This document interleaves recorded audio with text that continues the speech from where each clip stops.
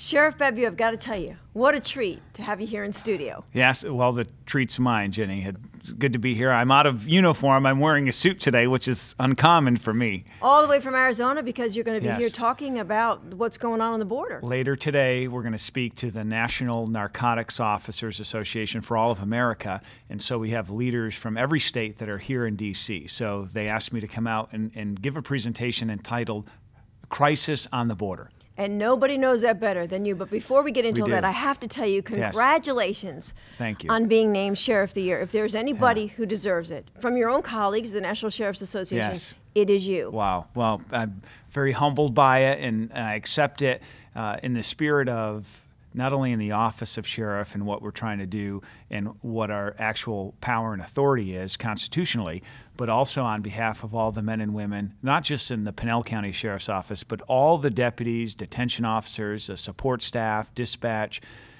every function that we provide, all their hard work. It's a great honor to be one of the leaders there, and for all the people in the NRA that, as a life member, as you know, that provide us a support. Those of us in public safety are so encouraged because we're oftentimes criticized, even by our own president. So to get the support of great patriots that are out there that are, I know, listeners of yours, it means the world to us, and we're honored to carry on that torch and to serve in public safety. And I say an honor well-deserved because I've seen you in action, and you care about your deputies, you care about your community, you care about, you said, the crisis on the border, the national security threats that we're dealing with, and you care about where this country is headed, and you're outspoken about it. Yes, well, not quiet. And that's something in Arizona, it's ground zero. And I fought hard to get in this profession. And anybody who's a police officer or a deputy, only about 3% of all those who compete and want to be an officer of the law ever get the chance to serve. And that's where, in our republic, this is not just an experience. This is it is the beacon on the hill. And we stand for freedom. We stand for the rule of law. We stand for rights that are safeguarded in our Constitution. And I'm so honored to stand up and speak on behalf of those rights that are God-given, inalienable rights, not by the power of some great leader or elected official or the president or some congressman. These are rights that we are entrusted to protect for citizens of a republic. And I understand that, and I think that that's where those of us here who are trying to take our country back and put us back on the right course, that we believe the individual freedoms that have made this country great is the future of America, and not the best days are behind us kind of folks that we see a lot that are in power. I got to ask you, because every week, there's a headline about what's going on in Mexico. Right. And I mean, several stories. In fact, just last week they found a book Yes. on the border, on the Arizona side of the border, Right. Published in Iran, celebrating suicide bombers. And I thought, what was your reaction? I know it's not the first time we found that. Right. I mean, I've talked with rangers, and I know you Oh, have yeah. as well, who have found the Quran, who have found prayer rugs. Your reaction when you heard that? Well, I'm not surprised. In fact, it was the Casa Grande Border Patrol station, which is in Pinal County, that found it. So, and it shouldn't be surprising to us because we talk about the federal government has even confirmed there's 50 LPOP positions, listening posts, observation posts. That means scouts, guides for the cartels that are on mountains in my county. So why are we surprised that we find these Korans or prayer rugs or anything else out here when we already know that close to 1 million people came through illegally in Arizona last year alone? The ones that were apprehended, 241,000. The record's not good. Here, Janet Napolitano tries to make like everything's just fine. The border's more secure than ever before. And she wants to high five and make like, hey, we've achieved victory. We're far from it. And at the same in time, fact, she's this, admitting we're not going to build a fence because we know it's not going to work. Right. It's absolutely upside down. And at a time when she, who should be speaking to the threat, it shows she's divorced from reality, that she has little understanding, even though she's from Arizona, the fact that she's trying to just jump over this whole let's secure the border issue and tries to get right to immigration reform, which we're not going to be a part of, any of this, because we need a secure border. She's going over. You saw how she went over to Afghanistan to try to tell those people how to secure their border. Our border's not even secured. Maybe we should take care of our own country first before we try to go and spend all trillions of dollars to help these foreign countries. And what does it accomplish? The greatest national security threat to America right now is our unsecured border with Mexico. And if we don't get a hold of this is going to come back and bite us bad. Well, you look at the book found. Also last week, a missionary was killed in Mexico. You have Mexico police departments, small departments in these border communities. That are corrupt. They're just saying, but not only that, but they're saying, we're not doing our job anymore. We're giving up because we're outgunned and we're outmanned. Right. So who's winning this war? Well, clearly it's not us. That's right. And when south of the border that 30,000 plus people have been killed, many of them murdered in broad daylight, and nobody seen anything, police chiefs, mayors of communities, that you have judges, you have reporters, that it has completely destabilized, if not nearly toppled, the Mexican government.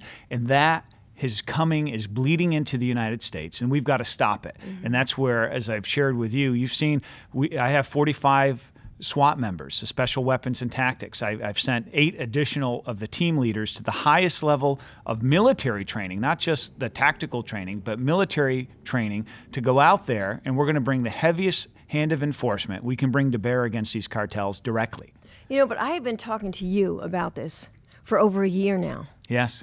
And what's really changed? What concerns me is you don't see the media covering the stories. I know. Even the missionary who was killed. I know. And actually, her husband was trying to get through I guess one of those illegal checkpoints that these cartel guys set up. Yeah. You don't hear about that. Are you concerned that people are almost accepting it now? Like, well, that's just the way it's going to be? We refuse to accept it, even though Janet Napolitano, just before the election in October, I saw her on an interview, and it just disgusted me. I had to laugh because I was so disgusted. She said, there's going to come a point when enough is enough, meaning that we've done all we can do and we just can't secure this darn border. You got to be kidding me. That is so un-American. This is against everything that who we are as a people, defeating foreign dictators and rulers and nations that have tried to conquer the world. This is our own border. Yeah. We have the ability to secure this border, and we can. And right now, what have we done in Pinal County? Now it's become the job of the local sheriff to defend America and protect our families. That we've doubled the confiscation of drugs, more than doubled, in Pinal County. We've gone from 19,000 pounds just of the marijuana to 45,000. And then additionally methamphetamines, black tar heroin, cocaine. Our pursuits went from 140 pursuits to 340 this past year. So, and then the same with our apprehension of illegal immigrants that are coming into our county, because Pinal County is the #1 pass-through county in America for drug and human smuggling. Now, what this says, one reporter asked me, Ginny, that, well, Sheriff, you're just doing a good job. Is it because all your deputies are emboldened by your strong leadership? And I said, well, thank you very much. But it says far more than that. It says that the border is not secured. And this underscores and shows, in fact, the falsehood of what Janet Napolitano has been trying to hypnotize us into believing, that everything's just fine. Well, everything is not fine, and I've got facts to prove it. And it's amazing because you see what happened with the tragedy in Tucson, and it was a tragedy. And yes. Instantaneously, the cries come out. I We know. need more gun laws. You got a border that is secure, that's threatening our national security. Right. And I don't mean to lessen one over the other, but how long is it going to take, and how many more? I mean, look, you are the front line of defense. Yes. You've got ranchers who are the front line of defense. And is it really, not that you don't want to be part of it, but is it your sole responsibility to defend America? Well, it's become that, because in the absence of action from the federal government, because here, this is what's so crazy, that here we need help. We have to even pass laws ourselves, and we're trying to do the job. Not only the federal government doesn't want to help us, they're trying to stop us. They've sent teams of lawyers to take us to court at a time when we need help, to take us into court, to side with the ACLU, who is suing me as a sheriff, to stop us from enforcing this law, saying that we're going to racially profile and all of these other things. And wait a minute, how have we got to this point now that our own federal government is fighting us? Yeah. The own federal government who says, well, under the supremacy clause that inherently this is their job to enforce immigration laws, we're saying, fine, just do your job. But they're not. And they're stopping us from protecting our families and from securing our state. If anything, America is a nation that's built on the rule of law. And when we fail to enforce our laws, bad things are coming for our future. And this is where I reject that. I will not accept that as our future in America, because it means a weakened United States. It means that we're going to capitulate to the drug cartels from a foreign country, and that's not the future of America. We're better than that, and we're going to protect our families and do what's right and enforce the rule of law. You know, when I heard that you got the award of Sheriff of the Year, I thought, well, hey, maybe Obama. Maybe he'll come visit you. Maybe he'll realize that there is something going on down there. You think that's going to help? You think it'll bring him down there? Well, I've not only invited the President of the United States numerous times himself to take one of his, because he usually takes on average 6 to 8 vacations a year, that one of his vacations to come to Pinal County and to actually take the first family and pack them up and come on out to Pinal County and enjoy our beautiful Sonoran Desert. And to go out there and to prove to us the same way he did as he went swimming in the ocean after the oil spill, to say that it's safe and to show Americans that everything's just fine. Come out there if you say everything's just fine. And to the people like Nancy Henderson, who've had her home broken into. She's a widow, and her husband was an avid gun collector, and she had all of his weapons stolen by people who lived on these mountains that are the scouts for the cartels, came in, busted open her safe while she was at work, stole her weapons, her ammunition, took food, took clothing, didn't take her TV sets, didn't take her computers or her jewelry. They took supplies. Have the president come out and talk to her, where she's heartbroken in the fact that in her dream home, that she doesn't feel safe in America. She doesn't feel free, and she's threatened by these cartels. And all of her neighbors, who spent 3 days after all these things happened and didn't call the sheriff, who I know some of these people personally, because they were in fear of these spotters, these scouts that were on hilltops behind their house. And they thought that reprisal would come to them from the cartels. Yes. 35 miles outside of Phoenix, the 5th largest city in America, that we have American citizens who are in fear of cartels. Yeah, and you have Robert Krentz. Yes. And you have Sue Krentz saying, how many more? Yes. But I've got to ask you, do you see it changing anytime soon, the responsibility being in your hands, instead of Obama doing something on a more national level? Do you see that changing?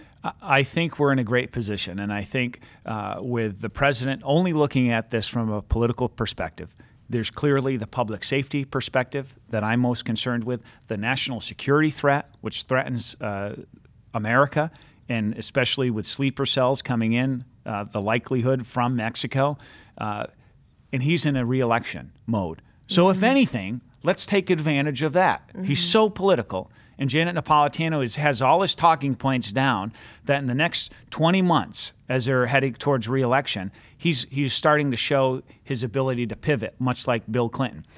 We don't let up on this issue.